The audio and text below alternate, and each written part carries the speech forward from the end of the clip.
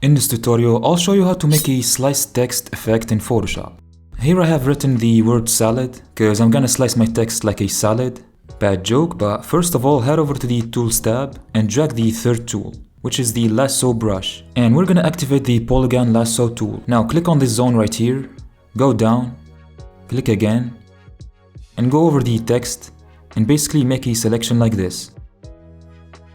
Once that's done, simply click on the mask button right here, and as you can see, half of the text is now gone. We're gonna bring it up by duplicating the text layer with Ctrl J or Command J if you are using Mac. And now we're gonna select the top layer's mask, and we're gonna hit the shortcut Ctrl I or Command I to invert the mask. This trick is gonna bring our bottom half back, and now hit V to bring back the selection tool again, and all you have to do is drag the bottom half a little bit downwards and to the side. And this final bit is optional, but you can create a new layer, activate the brush tool, set its opacity to 50%, make sure the fill color is set to black, also adjust the size of the brush and make the hardness value as low as possible, and basically brush the sliced bits to draw some shadow. I guess I'll remove the shadow from this gap between the letters with the eraser tool.